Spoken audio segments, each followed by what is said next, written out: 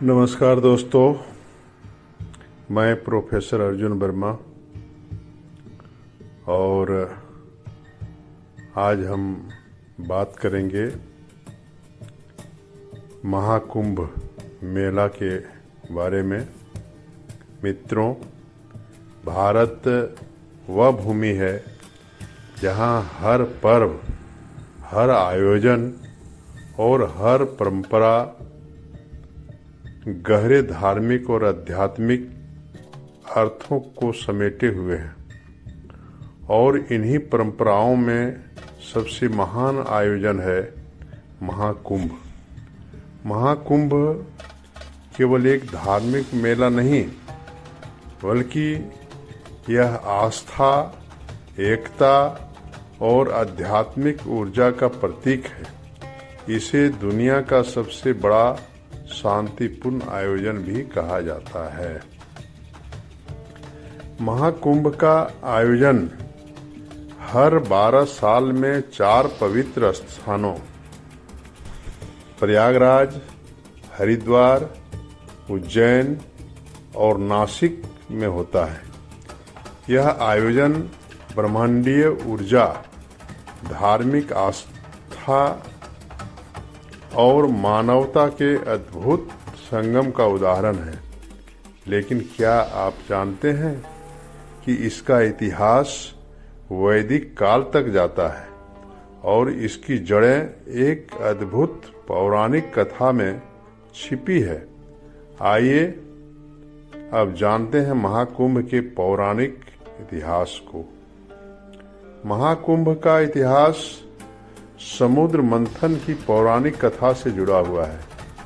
यह कथा न केवल देवताओं और असुरों के संघर्ष को दर्शाती है, बल्कि जीवन के गहरे आध्यात्मिक संदेश भी देती है।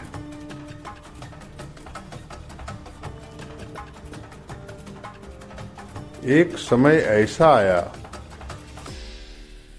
हम बताते हैं समुद्र मंथन की आवश्यकता क्यों पड़ी। तो एक समय ऐसा आया जब देवता अपनी शक्ति खो बैठे। परेशान देवता भगवान विष्णु के पास पहुंचे। भगवान विष्णु ने उन्हें समुद्र मंथन का सुझाव दिया, जिससे अमृत प्राप्त हो सके। तो दूसरा, मंथन की प्रक्रिया। मंदराचल पर्वत को मथनी और वासुकी नाग को रस्सी बनाकर मंथन किया गया। मंथन से अनेक दिव्य वस्तुएं प्रकट हुई, जैसे लक्ष्मी, चंद्रमा और आखिर में अमृत कलश। अमृत के लिए संघर्ष हुआ।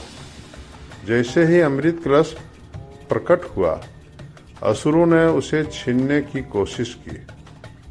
भगवान विष्णु ने मोहिनी रूप धारण कर अमृत को देवताओं तक पहुंचाया और उसी में जो संघर्ष में अमृत की बूंदें जो है, जब अमृत कलश को देवता पृथ्वी पर लेकर भागे, तब अमृत की कुछ बूंदें 4 स्थानों पर गिरी। प्रयागराज, हरिद्वार, उज्जैन और नासिक। यही स्थान आज कुंभ मेले के लिए पवित्र माने जाते हैं। यह कथा केवल एक धार्मिक कथा नहीं है, बल्कि यह हमें जीवन के गहरे सत्य का ज्ञान भी देती है। समुद्र मंथन हमें यह दिखाता है कि संघर्ष और प्रयास से ही जीवन का अमृत प्राप्त किया जा सकता है। मित्रों, महाकुंभ केवल एक धार्मिक आयोजन नहीं, यह ब्रह्मांडीय ऊर्जा और खगोलीय गणनाओं से भी जुड़ा हुआ है। इसका आयोजन ग्रहों की विशेष स्थिति के अनुसार होता है, जो इसे और अधिक महत्वपूर्ण बनाता है। ज्योतिषीय आधार। जब बृहस्पति कुंभ राशि में और सूर्य मकर राशि में होता है, तब कुंभ का आयोजन किया जाता है। यह ग्रहों की स्थिति, मानव जीवन और ऊर्जा प्रवाह को संतुलित करती है। ऐसा माना जाता है कि इन खगोलीय संयोगों के समय पृथ्वी पर सकारात्मक ऊर्जा का प्रभाव बढ़ जाता है। दूसरा वैज्ञानिक दृष्टिकोण है। वैज्ञानिक शोध बताते हैं कि गंगा के जल में प्राकृतिक रूप से बैक्टीरिया फेज नामक तत्व मौजूद होते हैं जो इसे शुद्ध रखते हैं। कुंभ के दौरान संगम के पानी में विशेष ऊर्जा पाई जाती है जो स्वास्थ्य के लिए लाभकारी होती है।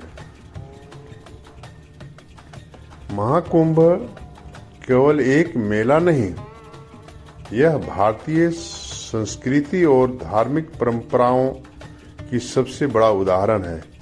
इसका महत्व धार्मिक, सांस्कृतिक और सामाजिक दृष्टि से असीम है।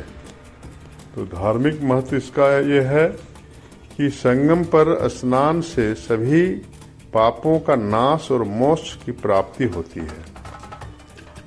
यहाँ साधु, संत और ऋषि मुनि एकत्र होकर आत्मज्ञान और साधना का संदेश देते हैं। दूसरा सांस्कृतिक महत्व है। कुंभ मेले में 13 अखाड़े अपनी परंपराओं और विरासत का प्रदर्शन करते हैं। यह आयोजन देश की विविधता और सांस्कृतिक धरोहर को एक मंच पर लाता है। तीसरा है सामाजिक महत्व। कुंभ समाज में समानता का प्रतीक है। यहाँ जाति, धर्म और वर्ग के भेदभाव के बिना लाखों लोग एक साथ आकर स्नान करते हैं। मित्रों, 2025 का महाकुंभ अपने आप में ऐतिहासिक होगा। इसकी भव्यता, आधुनिक व्यवस्थाएं और पर्यावरण के प्रति जागरूकता इसे विशेष बनाते हैं। मुख्य विशेषताएं हैं जो आपको मैं बता रहा हूं कि इसका भव्य आयोजन है। करोड़ों श्रद्धालुओं के आने की संभावना है और आ भी रहे हैं। आधुनिक सुविधाएं, hitech tent city, transport management और डिजिटल सिग्नलिंग। पर्यावरण संरक्षण के लिए गंगा की सफाई किया गया है। सफाई अभियान और प्लास्टिक पर पूर्ण प्रतिबंध लगाया गया है। सुरक्षा और व्यवस्था, ड्रोन के द्वारा, सीसीटीवी के द्वारा और यह अस्थायी चिकित्सा शिविर भी लगाया गया है। तो मित्रों, महाकुंभ भारत की आत्मा और संस्कृति का प्रतीक है। यह आयोजन हमें हमारे आध्यात्मिक मूल्यों और परंपराओं से जोड़ती है। 2025 का महाकुंभ न केवल भारत बल्कि पूरी दुनिया के लिए प्रेरणा का स्रोत होगा। आइए इस अद्भुत आयोजन का हिस्सा बने और इसका अनुभव करें। महाकुंभ आस्था और आध्यात्मिकता का अमृत। जय हिंद, जय भारत, वंदे मातरम।